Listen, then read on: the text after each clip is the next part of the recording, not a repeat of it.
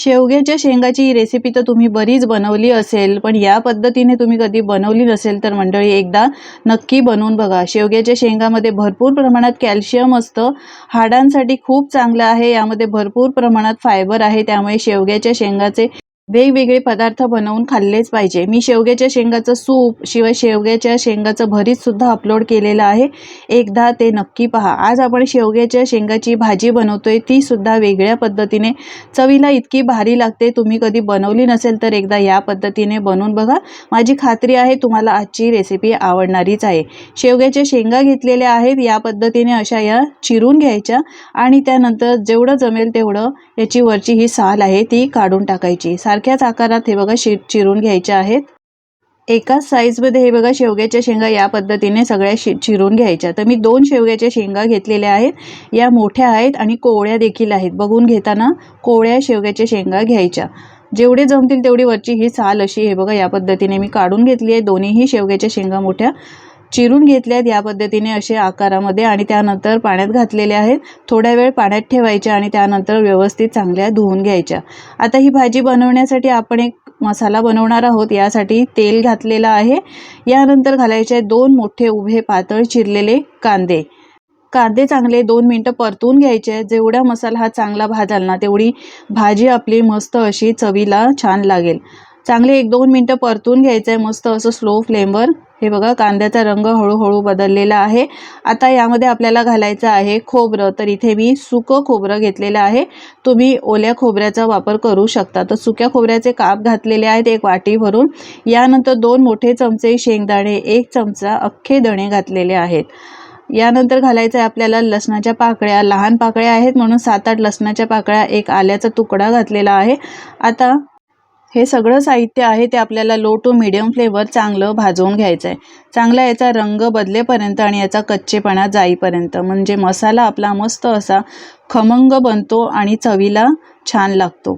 एक 2-3 मिनिटं चांगला असा परतून घ्यायचा आहे। मंडळी तुम्हाला माझी रेसिपी आवडत असेल तर एक लाईक करायला विसरू नका आणि तुम्ही कुठून ही रेसिपी पाहताय हे सुद्धा मला कमेंट करून नक्की सांगा, म्हणजे मी तुमचे आभार मानू शकीन आणि मलाही कळेल तुम्ही ही रेसिपी कुठून पाहताय। हे बघा मसाला आपला भाजून झाला आहे। आता यामध्ये घालूया मूठभर कोथिंबीर आणि त्यानंतर मी इथे 1 हिरवी मोठी मिरची आहे ती तोडून घातलेली आहे। आपण मसाला सुद्धा वापरणार आहोत, यासाठी मी फक्त इथे 1च हिरवी मिरची वापरलेली आहे। मसाल्यातच या आपण 1-2 मिनिटं छान असं परतून घेऊया। असं कोथिंबीर मसाल्यामध्ये घातल्यामुळे या वाटणाला छान असा एक वेगळा फ्लेवर येतो।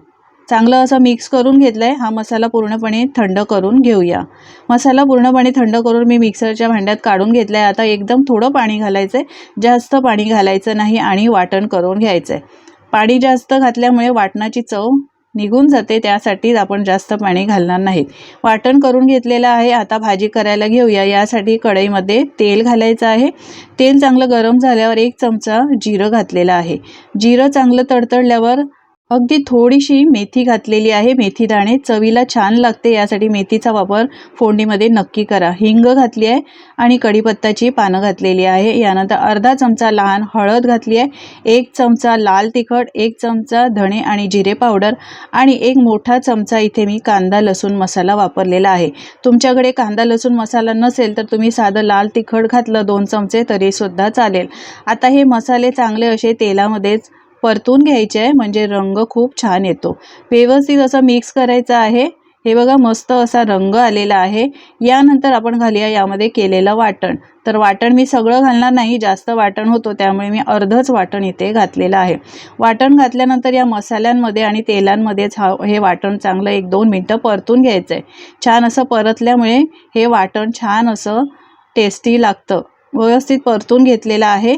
आता झाकण ठेवूया आणि 1-2 मिनिटं तेल सुटेपर्यंत आपण हे वाटण शिजवून घेऊया। हे पहा वाटण मी चांगलं 2-3 मिनिटं एकदम स्लो फ्लेमवर शिजवून घेतलेलं आहे। तेल पाहू शकता छान असं तेल सेपरेट झालेलं आहे। यानंतर घालायचे आहे धुवून घेतलेल्या शेवग्याच्या शेंगा आणि शेवग्याच्या शेंगा सुद्धा या मसाल्यांमध्येच व्यवस्थित मिक्स करून घ्यायचे। मीठ सुद्धा मी इथेच घातलेलं आहे। असा मसाला याला चांगला शेवग्याच्या शेंगामध्ये मिक्स करून घेतल्यामुळे चांगला लागतो। व्यवस्थित चांगलं मिक्स करून घेतलंय। यानंतर यामध्ये घालायचं आहे पाणी। तर मिक्सरच्या भांड्यातच मी पाणी घातलं आणि ते पाणी यामध्ये घातलेलं आहे. आता तुम्हाला ही भाजी कशी हवी त्याप्रमाणे तुम्ही इथे पाण्याचा वापर करायचा आहे. पाणी घातलं आहे, त्यानंतर मिक्स करून घेऊया व्यवस्थित आणि झाकण ठेवून आपण ही एकदम स्लो फ्लेमवर भाजी शिजवून घेऊया. 5 ते 7 मिनिटात शेवग्याच्या शेंगा शिजतात, जास्त वेळसुद्धा लागत नाही. एक उकळी काढायची आहे. चांगला कड आला आहे हे बघा, पाहू शकता. आणि आपण तेलामध्ये मसाले चांगले परतल्यामुळे याला तर्रीसुद्धा खूप छान आलेली आहे. चांगली याला उकळी आल्यानंतर एकदा मिक्स करून घेऊया आणि झाकण ठेवून 7 ते 8 मिनिटं एकदम स्लो फ्लेमवर ही भाजी छान अशी शिजवून घेऊया. मी रस्सेवाली भाजी बनवते, यासाठी यामध्ये मी पाण्याचा वापर थोडा जास्त केला आहे. हे बघा, मस्त अशी 7 ते 8 मिनिटात आपली ही भाजी तयार झालेली आहे. मस्त असा या भाजीचा सुगंध येतोय, चवीला खूप छान लागते. वेगळी तुम्हाला भाजी बनवायची गरज वाटणार नाही. शेवग्याच्या शेंगा खूप पौष्टिक असतात. वेगवेगळ्या पद्धतीने आपण हे शेवग्याच्या शेंगाची भाजी बनवून किंवा इतर प्रकारे खाल्लीच पाहिजे. मस्त अशी शेवग्याची चमचमीत भाजी, आपली रस्सेदार भाजी तयार झालेली आहे. तुम्ही कधी बनवली नसेल तर एकदा या पद्धतीने बनवून बघा. मला खात्री आहे तुम्हाला आजची रेसिपी आवडेलच. यानंतर घालूया बारीक चिरलेली भरपूर कोथिंबीर आणि मिक्स करून घेऊया. आता ही भाजी, शेवग्याच्या शेंगाची भाजी चपातीबरोबर खा, भातावर खा किंवा भाकरीबरोबर खा, गरमागरम खायला सुपर लागते, एकदम चवीला भारी लागते. तुम्ही सुद्धा या पद्धतीने करून बघा. करून बघितल्यानंतर तुमचे अनुभव माझ्यासोबत शेअर करा. आजची रेसिपी कशी वाटली कमेंट करून नक्की सांगा. आवडली तर लाईक, शेअर आणि सेव्ह करा.